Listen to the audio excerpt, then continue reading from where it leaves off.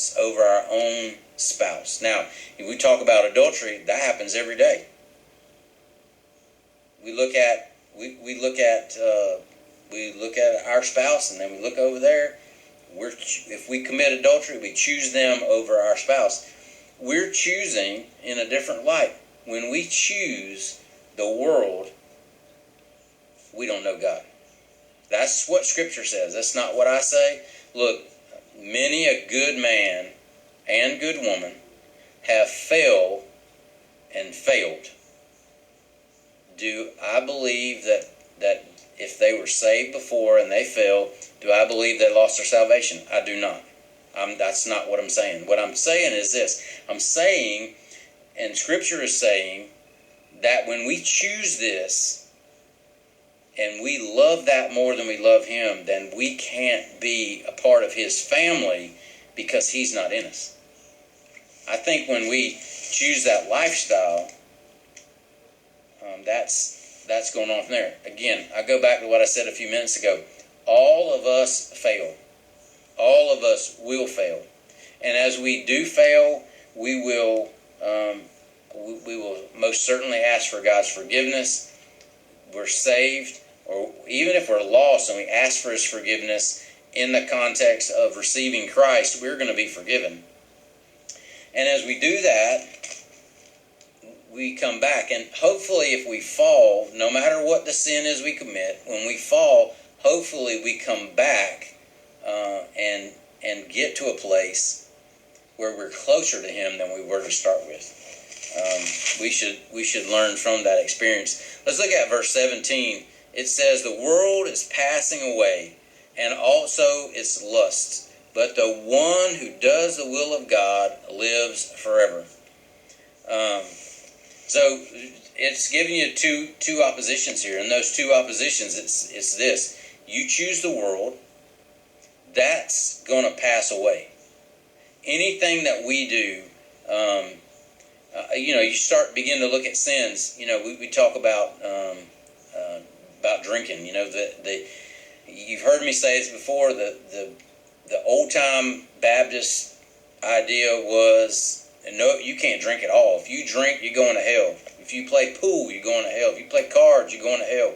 I mean, that's the type of things that we took to the extreme early on. If you look at Scripture, Scripture says you shouldn't do things in excess. And we'll talk about that some other time. But those things in excess, gluttony is a sin. If I sit down to eat and I get full, and just because it's there, I just keep on eating, just because I love to eat all the time, that's a sin. Anything in excess is a sin. That's what Scripture says. And so those types of things are passing away. We're passing away. I mean, you look at Dougherty County right now.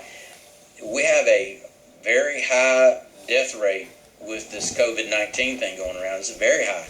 I think as of today, we have 85 people passed away. So as we think about that, it's like, in the grand scheme of things, it's like 25,000 in the United States, and only 85 of those is here local. Then that's not that much. That's a lot when people that have passed away. That's a lot of people. That's a lot of funerals for a short period of time for Albany, Georgia. And I understand there's 15 people passed away in Lee County, and out of those, I think there's multiple family members in all of those situations that have passed away. This is a tragedy. But life is passing away. Life is going away. But the one who does the will of God lives forever. Now, let's talk about what does that mean, doing the will of God. What does that mean? Does that mean, hey, if we're disobedient and we made a profession of faith, we know that we love Jesus, we know He's in our heart, but we want to be disobedient. We don't want to follow Him. We don't want to go to church. We don't want to participate. We don't want to do any of that. We don't want any of His calling. We don't want to tithe, the list can go on and on. That's somebody that I would kind of put really close to the situation over here that all they wanted was fire insurance. They didn't want to take any precautions for anything catching on fire. They just wanted the insurance. Well, I'm sure you like your house, and you would not build a fire in the living room and not worry about it because you have fire insurance. No, you would not endanger your house in that way. But yet we sometimes as Christians I think we're running out of time. Oh, good. All right, so as we look at that, we wouldn't build a fire in our house.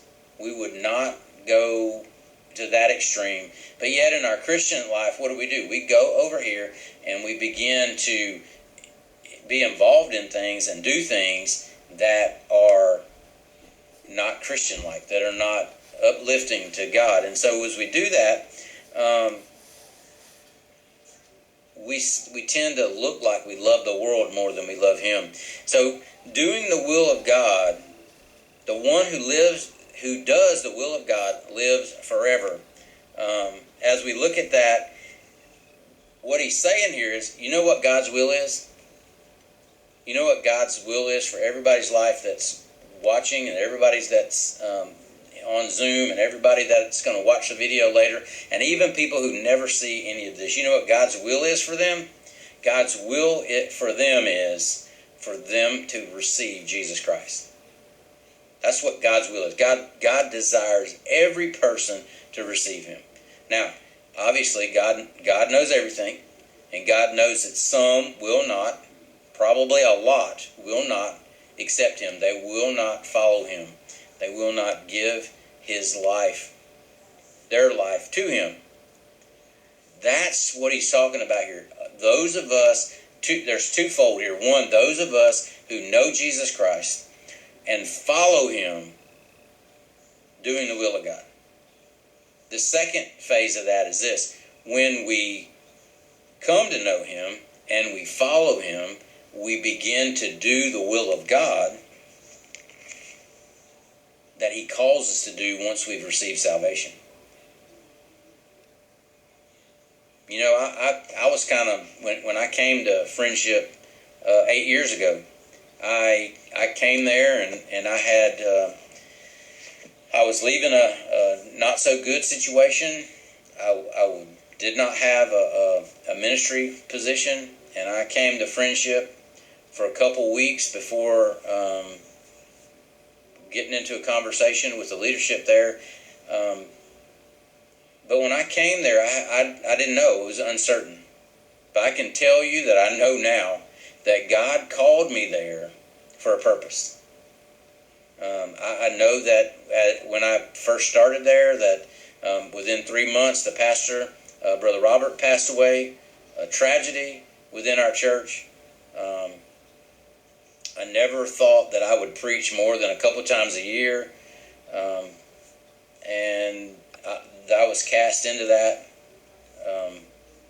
And I hope I got a little bit better anyways. But I look at that and I'm like, God called me here for a purpose. I had an opportunity to say, I don't want to come here. I don't want to, I got hurt in ministry, so I'm just going to quit. And I'm not going to do this anymore. I'm just going to just do a secular job only, and just go from there. So as I begin to look at that, I kind of look at it and I just say, hey, God's got a will for you, and it's up to you to identify that and to follow it. And so that's what He did, and I appreciate the church for recognizing that and bringing me on board 8 years ago. And we've had some ups and downs, but God has been good to us at Friendship. He's been good to the church family. He's been good to our community. And I just I hope and pray that we would continue to follow Him and to go forward and to look to Him, especially during this time. Even beyond that, we're supposed to look to him when things are going good and when things aren't going good. We'll pick up here next week in verse 18.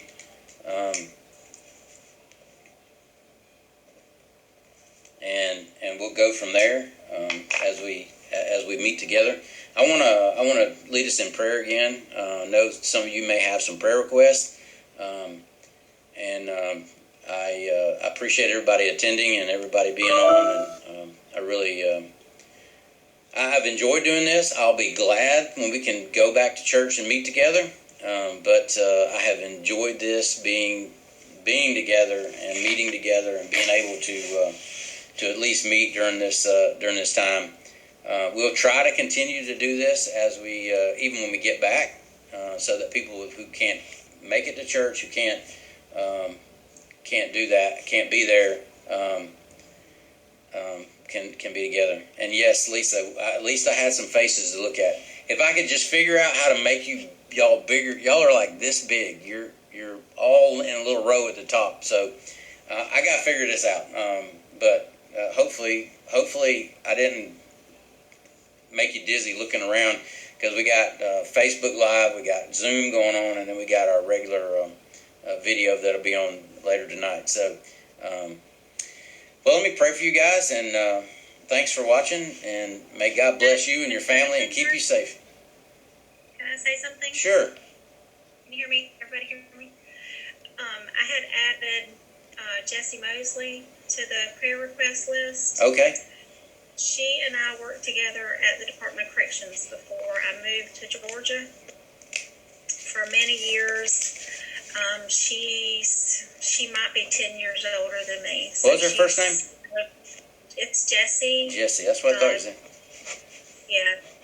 She just found out 2 weeks ago that she has colon cancer. She's had one surgery, and they have complications, I think, from that. We're kind of thinking that maybe when they went in, something, wasn't right, and they maybe didn't put things back together right. She's got some bleeding and stuff going on. She had a couple of CT scans and x-rays, and as of today, I haven't heard that she's got any news back from that, but she's in a lot of pain. As you can imagine, if